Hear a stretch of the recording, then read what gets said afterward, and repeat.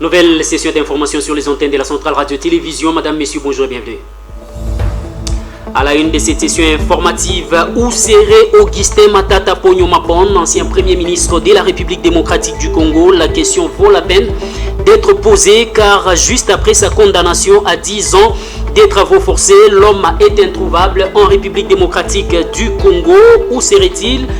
Son avocat demande des explications de la part de l'État RD congolais ou de la justice RD congolaise, si la justice a déjà réussi à l'appréhender ou pas, parce que l'homme n'est sans trace jusqu'ici à travers le pays. À suivre dans cette session informative. Pendant ces temps, Thierry Mossene Paulin, des communicateurs de l'Union sacrée de la nation, monte au créneau pour signifier que depuis son avènement à la tête de la magistrature suprême, Joseph Kabila n'a travaillé que pour la balkanisation de la République démocratique du Congo. Il l'a dit dans des termes clairs après avoir analysé les discours mais aussi les agissements de Joseph Kabila depuis son retour à Goma, chef-lieu de la province du Nord Kivu. À suivre dans cette session informative. Remise et reprise au niveau de la zone opérationnelle Sokola 1 entre deux généraux des forces armées de la République démocratique du Congo, dont le général Mandefou et son remplaçant, sur décision prise par les forces armées de la République démocratique du Congo. Question de permettre l'amélioration des conditions dans la zone Sokola 1 qui comprend la province du Nord Kivu et du Sud Kivu. À suivre dans cette session informative la cérémonie des remises et reprises. Voilà tout pour les titres, Madame, Messieurs. Bonjour et bienvenue. Aisément Christian me permet de vous atteindre dès partout à l'Ikassi. Je suis mon tout trésor, la présentation de cette nouvelle session d'information sur les ondes sacrées de la centrale radio-télévision. Encore une fois de plus, bienvenue. Ouvrons cette session informative en prenant la direction de la province du Nord Kivu, où la remise et reprise a vécu il y a peu, bien évidemment, entre le nouveau général responsable de la zone opérationnelle Sokola 1, qui comprend la province du Nord Kivu et Sud Kivu. Question de permettre l'amélioration des conditions sécuritaires dans cette partie de la République démocratique du Congo. Et la cérémonie a vécu la journée de ce 31 mai et dès l'année en cours. Suivez donc cette remise et reprise entre le général Mandefou et son remplaçant. La remise et reprise du commandement du secteur opérationnel Sokola 1 Grand Nord a eu lieu ce mercredi 28 mai 2025 à Païda, en territoire de Béni, dans la province du Nord Kivu, entre le général-major Mandefou Brino, commandant secteur opérationnel sortant, et le général-major Niembo Abdallah, commandant secteur opérationnel entrant, sous la supervision du lieutenant-général Massunzu Pacifique, commandant de la 3e zone de défense en mission d'inspection et de commandement dans sa zone de responsabilité. Le commandant secteur opérationnel sortant et nouveau commandant du secteur Ituri a par l'occasion souhaité à son successeur bon vent et surtout la continuité du travail abattu à Béni. Moi je sais que avec son style, ils peuvent encore faire plus pour que ces gens vivent dans la cohésion et commettent hors d'état de nuire notre ennemi commun qui est les Rwandais. Et nous avons retourné la relation civilo-militaire entre la population et les militaires. C'est une occasion pour remercier cette population du Grand Nord de leur accompagnement.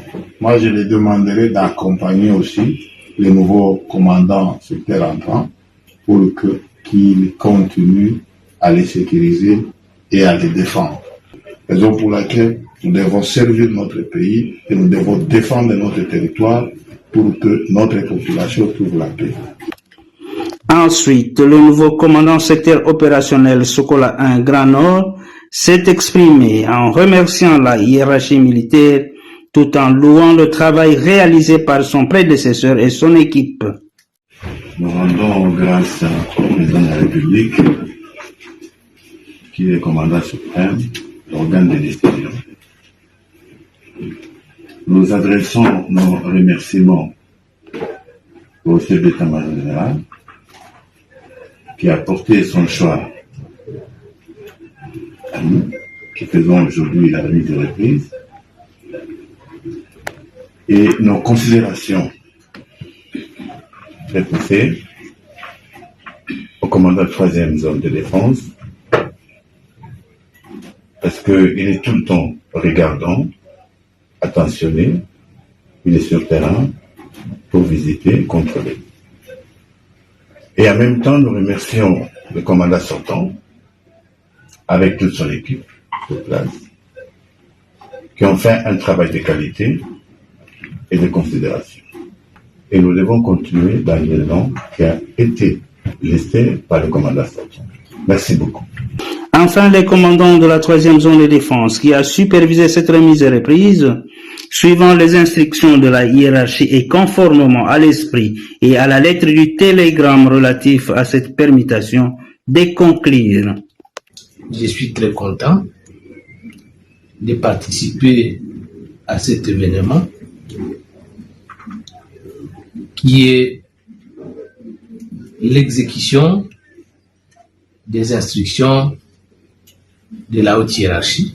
C'est pour moi l'occasion de remercier les 2 commandants sectaires pour le travail abattu dans leur secteur commandé, aujourd'hui permis, pour permettre à ce qu'ils puissent mériter davantage la confiance du commandant suprême et le chef d'état-major général des forces armées.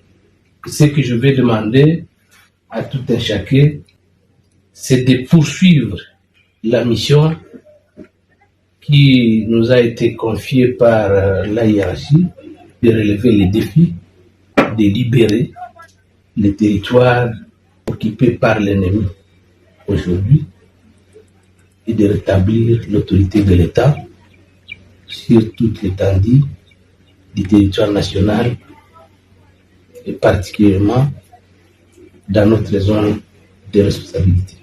Une visite guidée du nouveau bâtiment en construction du secteur opérationnel Sokola 1 Grand Nord était effectuée et une photo de famille a clôturé la cérémonie.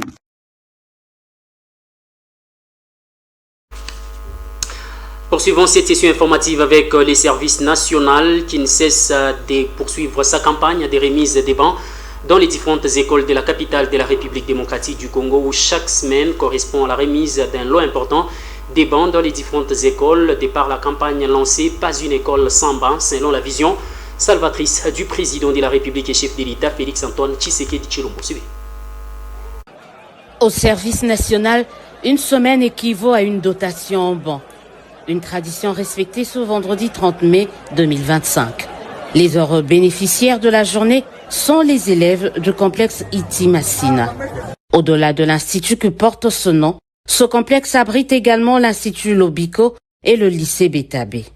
Pour les élèves, c'est une journée inoubliable, d'où les remerciements au président de la République et au commandant du service national.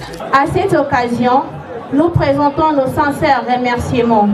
Premièrement, à son Excellence, Monsieur le Président de la République, chef de l'État Félix-Antoine Tshisekedi Tshilombo, pour les soucis majeurs accordés à la jeunesse. Nos remerciements en second lieu sont adressés à vous, le commandant du service national, le général Kassongo Kabouik Jean-Pierre. Vous êtes un modèle à suivre pour la jeunesse suite à votre détermination. Merci pour tous ces bancs que vous avez donnés. Maintenant, on va bien s'asseoir, on va bien étudier. Merci. Même expression de gratitude de la part de la communauté éducative. Permettez-nous, au nom de toute la communauté éducative, d'exprimer notre gratitude et notre reconnaissance le plus sincère au service national pour cet acte de solidarité, de patriotisme et d'engagement envers l'avenir de notre jeunesse. Grâce à cette contribution précieuse, des centaines d'élèves étudieront désormais dans de meilleures conditions, assis dignement sur les bancs fabriqués avec soin et amour par les experts et bâtisseurs de la nation. Je ne sais comment vous estimez ma joie de voir la matérialisation, n'est-ce pas, de ce service. Maintenant que nous avons eu ce banc, tout le monde ne s'y attendait pas. Nous apprenons ici et là qu'on est allé déposer des bancs ici. On se posait la question, à quand sera le tour de l'Iti maintenant? Aujourd'hui, nous sommes vraiment dans la joie totale. Par rapport à cette action, vraiment, nous sommes très heureux d'avoir de nombreux bancs dans notre école. Vraiment, nous remercions les chefs de l'État pour cette action. Nos élèves n'étudient pas de bonnes conditions. En tout cas, nous vous remercions abondamment. Conformément aux orientations du chef de l'État, Félix-Antoine Tshisekedi Tshilombo, le lieutenant-général Jean-Pierre Kasson-Okabouik ainsi que le service national entendent poursuivre avec cette campagne « Pas d'école sans banc ». Objectif, redonner de la dignité, de l'espoir à tous les élèves de la République démocratique du Congo.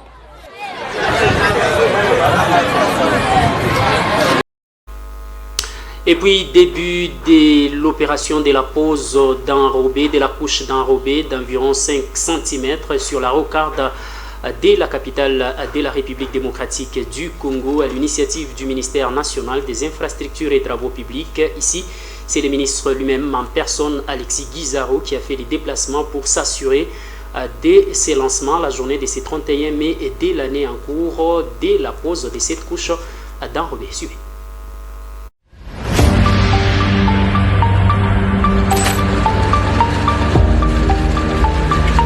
C'est parti avec le revêtement des rocades de Kinshasa avec une couche d'enrobé épaisse de 5 cm. L'opération a démarré ce samedi 31 mai à partir du PK13 de la rocade sud-ouest et avance en direction de la cité Millennium vers le PK19. Nous sommes là sur l'une des zones où les travaux avaient été rapidement exécutés car l'espace était libre de toute occupation.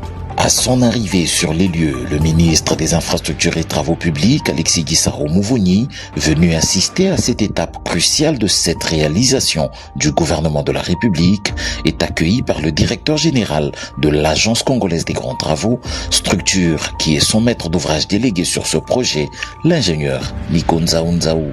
Le ministre reçoit juste après les explications sur l'évolution des travaux qui atteignent ce jour cette étape de revêtement, une avancée Alexis Guizarro salue. C'est pour nous un pas qu'il fallait marquer parce que nous entrons dans une phase nouvelle. Nous avons vu comment la nature a été transformée ici, les travaux de terrassement, des grands travaux de remblai et les assainissements ont été faits, la couche de fondation, la couche de base et aujourd'hui nous arrivons à la phase finale pour la construction de cette rocade pour cette section qui est une section qui a été libérée, qui est libre de toute occupation. La visite du projet se poursuit avec un arrêt à la jonction de la rocade sud-ouest avec celle sud-est à hauteur de Mitendi, entrée Kingantoko. Ici, un échangeur à 3 niveaux sera construit afin d'éviter un conflit entre le trafic qui vient des rocades et celui de la route nationale numéro 1. Bien évidemment, il y a ici comme à certains endroits de ce projet, des contraintes majeures liées aux expropriations. L'expropriation est un défi majeur dans ce projet. Le gouvernement a mis en place une commission avec nos collègues, la ministre des Affaires foncières, qui est la personne qui porte, ou la ministre qui porte le projet, du moins dans sa dimension, dans son volet expropriation. Nous l'accompagnons bien sûr dans cela parce qu'il y a toute une commission qui est mise en place et nous osons espérer que effectivement des solutions rapides seront trouvées parce que nous avons la crainte de vivre une situation où les entreprises ne savent plus avancer parce que l'expropriation prend du retard. Mais nous pensons que des solutions idoines vont être apportées pour accélérer ce processus et que la route ainsi que toutes les emprises soient libérées de toute occupation. Et je pense que notre population, la population de Kinshasa, attend cette route. Elle-même, elle veut voir cette route arriver. Donc, les habitants qui vont subir ces expropriations nous semblent être dans de bonnes dispositions. Et donc, des discussions sont en cours qui vont aboutir, nous l'espérons, assez rapidement à des solutions. Sur la rocade sud-est, c'est un immense changement auquel l'on assiste. Une ouverture de l'emprise avec un rechargement en cours a été pratiquée du PK11 plus 500 au PK37 plus 500, soit 26 km concernés. Les localités Kikimi et Bouma chez Antoine Gizenga sont ainsi traversées par cette immense piste à 4 voies qui deviendra sous peu une route revêtue. Le résultat est qu'il est déjà possible, avec le tracé du projet, de rouler de l'entrée Kingantoko jusqu'à quelques encablures de l'aéroport de Ndjili à la sortie de l'avenue Ndjoku. Le planning des travaux prévoit un revêtement complet de 73 km d'ici à fin 2017. Un pari que tient à relever à tout prix l'Agence congolaise des grands travaux.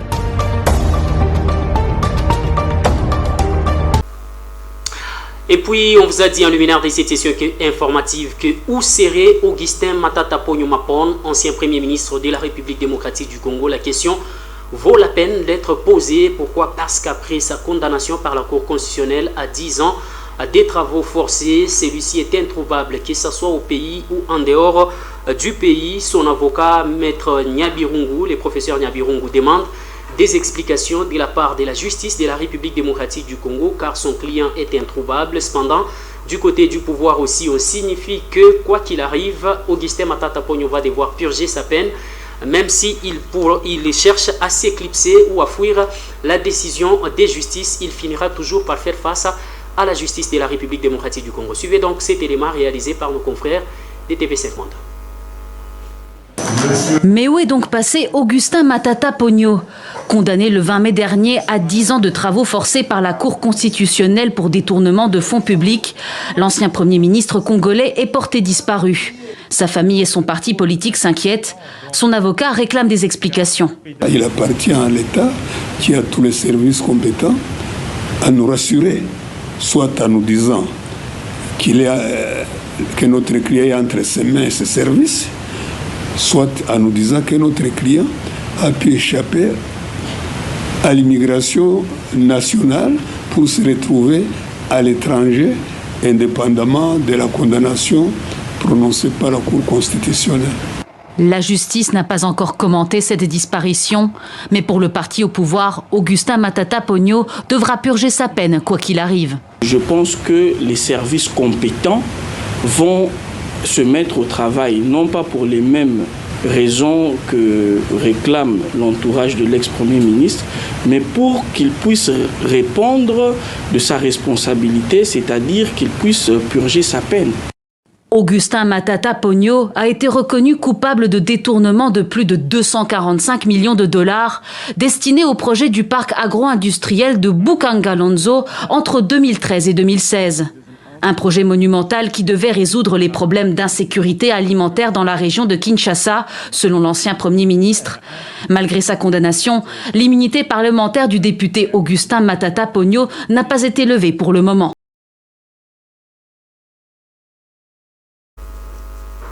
Ce journal s'est poursuivi sur les antennes de la Centrale Radio-Télévision. Il est aussi sorti de son silence en analysant tout ce qui s'est fait à Goma avec les différentes consultations que mène l'ancien président Joseph Kabila auprès de la population de cette partie de la République démocratique du Congo. Thierry Mosséné Paulin, des communicateurs de l'Union sacrée de la nation, fustige ces agissements de l'ancien président. Pour lui, pendant 18 années de règne, Joseph Kabila n'a travaillé qu'à la balkanisation de la République démocratique du Congo en faisant infiltrer notre armée jusqu'à la moelle épinière. Suivez. Vous devez savoir que le problème que connaît la République démocratique du Congo aujourd'hui est d'un ordre structurel et non conjoncturel. Structurel puisque les racines sont tirées depuis la conférence de Berlin lorsque la République démocratique du Congo a été créée. La responsabilité qui a été confiée à la Belgique avait des droits de préemption par rapport à d'autres grandes puissances telles que la France et les États-Unis. Il était question de démanteler notre pays puisqu'il était jugé trop grand après que Léopold II l'ait cédé à la Belgique en 1908. Mais il s'est fait que lorsque la guerre froide a commencé, au lendemain de la Deuxième Guerre mondiale, le célèbre Albert Einstein avait écrit au président des États-Unis pour lui dire que la personne qui maîtriserait la République démocratique du Congo deviendrait maître du monde. Et les États-Unis ont intégré ça et la plupart des grandes puissances de l'Occident ont intégré cela aussi. Donc, dans le contexte de la guerre froide, il n'était pas question de démanteler la République démocratique du Congo puisqu'on allait se retrouver avec des micro-États qui pouvaient être sous le joug soit de l'Occident, soit de l'Empire de l'Est, c'est-à-dire l'URSS. Et Patrick Lumumba l'avait déjà dit. Donc, il fallait, pendant la période de la guerre froide, maintenir le pays entier, d'où toute l'aide qui a été apportée au maréchal Mobutu. C'est vrai que l'histoire peut lui reprocher sa responsabilité dans la mort de Lumumba, mais les gens ont toujours oublié que foncièrement, Mobutu était un nationaliste. Et il a eu cela de Patrice Emery Lumumba, qui était son maître. Et donc, Mobutu, pendant ses 32 ans, certes, il a servi aux intérêts des Occidentaux durant la guerre froide, mais il a aussi consolidé l'unité nationale. Ce qui fait que finalement, lorsque la guerre froide se termine et que l'on décide finalement de démanteler le Congo, on se bute à quelque chose qui n'était pas calculé par les grands laboratoires de l'Occident, c'est-à-dire l'unité nationale des Congolais. Je me rappelle d'un entretien que j'ai eu brièvement avec Louis Michel, ça fait très longtemps, où il me dira que lorsqu'il a aidé la RDC à sortir de cette phase de la guerre entre 2000 et 2002, il s'est étonné du fait que tous ceux qui étaient sous le joug du MLC à l'Équateur, du RCDN, du RCD-KML, du RCD Goma, du MNL et ainsi de suite, ne juraient que sur l'unité nationale et le pouvoir institutionnel de Kinshasa. C'était cela, le vrai héritage du maréchal Mobutu. Et puis la vice-ministre en charge de l'Intérieur et Sécurité, Eugénie Tchela, a organisé une rencontre avec la population de la ville de Kananga, chef-lieu de la province du Kasaï central, où elle a demandé à cette population de se mobiliser comme un seul homme derrière le chef de l'État RD congolais, Félix-Antoine Tshisekedi Tshilombo, pour barrer la route aux élucubrations de l'ancien président Joseph Kabila à Kabange, qui écume l'Est de la République démocratique du Congo.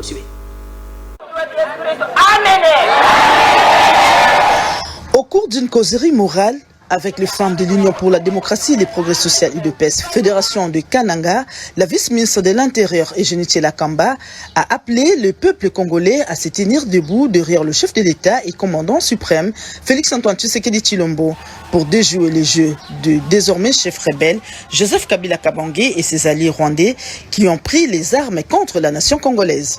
Occasion également pour Eugénie Tchela Kamba de demander à ses pairs combattantes du parti présidentiel au Kasaï central de prier pour toutes les institutions du pays pendant toute cette période d'agression rwandaise.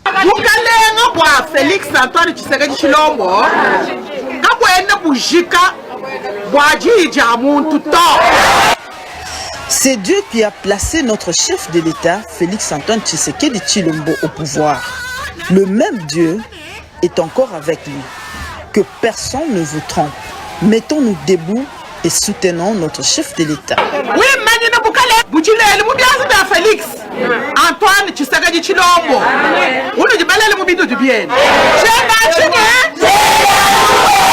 Toutes unies derrière le secrétaire général Augustin Kabuya Tshilombo, les femmes de l'UDPS ont juré leur loyauté au chef de l'État, Félix-Antoine Tshisekedi Tshilombo. Nous, femmes du Kasaï central, sommes déterminées derrière notre chef de l'État, Félix-Antoine Tshisekedi Tshilombo. Le mot d'ordre de notre vice-ministre de l'Intérieur, Eugénie Tchela Kamba, et du secrétaire général, Augustin Kabuya, est clair. C'est une ambiance bon enfant qui a caractérisé cette causerie morale entre la vice-ministre de l'Intérieur, Eugénie Tchela Kamba, et les femmes de l'UDPS.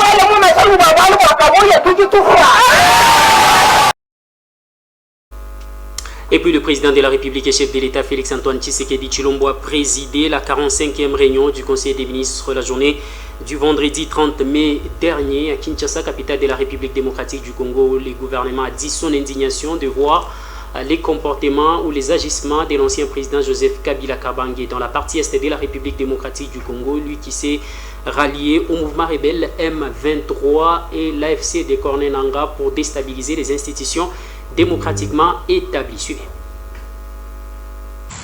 S'agissant de l'état de l'administration du territoire, au cours de la semaine qui s'est achevée, l'état d'esprit de la population a été globalement marqué par la condamnation par l'opinion nationale de l'engagement de l'ancien président dans son entreprise avec l'armée rwandaise et ses supplétifs du M23 AFC pour renverser les institutions.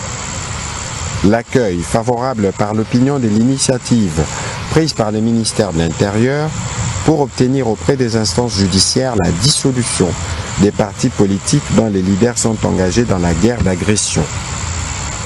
Sur le plan politique, il a présenté la situation liée à l'installation et à la prise en charge de conseils communaux à travers toute la République.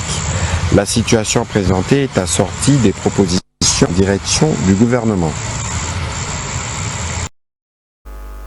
Allez, de Kinshasa, revenons dans la montagneuse ville d'Elikasi où le président de la nouvelle génération pour l'émergence du Congo, Nojek en sigle, Maître Igo Kasongo, a été victime d'une attaque de sa résidence par des hommes non autrement identifiés. Heureusement, il n'était pas à l'intérieur de sa résidence, mais ces derniers ont réussi à emporter plusieurs biens de valeur et une importante somme d'argent. Cependant, ça devient un deuxième cas qui venait de se répéter dans la vie de cette personnalité politique de la ville d'Elikasi, chose qui inquiète les militants et cadres de sa formation politique. Suivez donc cet élément réalisé par la rédaction de votre chaîne. La nuit du 30 au 31 mai 2025 a été tragique pour Maître Igo Kasongo, fédéral de la Nojek Likasi, parti cher au ministre de la Justice et garde des Sceaux, Constant Mutamba. Ce dernier a été victime d'une visite des hommes mal intentionnés qui ont volé de sa vie. Mais heureusement, ces gens ne l'ont pas trouvé à son domicile, explique son proche collaborateur. Ilikuwa ni kunyumba federal Maître Igo Kasongo bamwingiria bangia kunyumba ashuku yeku akwa shonda kunyumba bangia kunyumba banapomona kunyumba beba mabintu mabintu bilikuwa kusha mabintu yote banenda navyo banabamba manyumba bavaze bafunga koti makadina babamiki. Retour à Msubuhi, fédéral, anafika kunyumba, anakuta kupa kufunga. Kupa waji kuto, basha beba banafungia bavaze bote, mais kwake kupa wazi. Kuviafunie mabintu munyumba, amona bintu munyumba, basha kuibaiba mabintu yote. La fois dernière, fédéral, à quoi? Mwalevaka. Après l'enlèvement, il avait risqué de prévenir qui attire attention, ou sinon il y a risque à courir. Il va renchérir en confirmant que ces individus non autrement identifiés ne veulent pas voir les actions caritatives que mène Igo Kasongo dans le cadre juridique à Likasi. Et c'est la raison pour laquelle il cherche toujours à lui ôter la vie. Les malfaiteurs, on appelle muntu bile fédéral qu'on a fait, vu que muntu kama nafa muntu banabamba muntu ya nenda na msemelea et que muntu ko muma norme yake mais ya nenda na msemelea pour que ba mu libérer. Une fois qu'on mu libérer asabale ba qu'on accompagner ba les malfaiteurs. Igo Kasongo est une figure bien connue dans la ville de Likasi et d'ailleurs, il a droit à une sécurité méritée de la part des autorités de Likasi pour ne pas perdre le visage de Constant Mutamba dans cette ville de Mungo Matamba Henri. Tout ce que je demande aux autorités, c'est de multiplier la sécurité parce qu'avant, Likasi atukuyo etena muhimu mambo ya insécurité ya Bongiriana ni atukubiyo. Mais pour le moment tunaanza kubishikia bien kwa tena biguna pita kisha biguna ile mambo biguna pitikana paka kuba bantu bale beko ciblé et surtout pas kubeba cadre ba Likasi. Notons par ailleurs que ce n'est pas la première fois pour Maître Igo Kasongo de vivre cette scène. Il a été autrefois tabassé, agressé brutalement et enlevé par les hommes inconnus. Allez, place à prison, rappel des titres. Où serait Augustin Matata Ponyomapon? La question vaut la peine d'être posée car juste après sa condamnation à 10 ans de travaux forcés, l'homme est introuvable au pays comme à l'étranger. Cependant, son avocat et professeur Nyabirungu demande des explications à la justice RD congolaise. Vous l'avez suivi dans cette édition de vos nouvelles. Et puis vous avez suivi que l'ancien président Joseph Kabila Kabange n'a œuvré 18 années durant qu'à la balkanisation de la République démocratique du Congo, affirme Thierry Mosséné Paulin, des communicateurs de l'Union sacrée de la nation, qui l'accuse d'avoir fait infiltrer l'armée congolaise sous toutes ses formes. Vous l'avez suivi dans cette édition de vos nouvelles. Et puis vous avez suivi qu'il y a eu remise et reprise à la 3e zone de défense entre le nouveau général de la zone opérationnelle Sokola 1, Bruno Kaseka, et l'ancien général Mandefou, la journée de ce 28 mai de l'année en cours, sous la supervision du commandant de la 3e zone de défense, le général Pacifique Massouzou. Madame, Monsieur, voilà ce qu'a été l'essentiel de cette édition d'information sur les antennes de la Centrale Radio-Télévision. Si vous l'avez aimé, dites donc merci à la grande équipe rédactionnelle de votre chaîne, mais aussi et surtout à Christian Ezemo pour sa bonne et réelle réalisation de cette édition de vos nouvelles, qui est une spéciale dédicace à tous les élèves finalistes de la République démocratique du Congo en général et de la ville de Likasi en particulier, qui amorcent à la dissertation la journée de ce 2 juin de l'année en cours. À tous, mais également à toutes, bonne et agréable suite de le programme chez vous.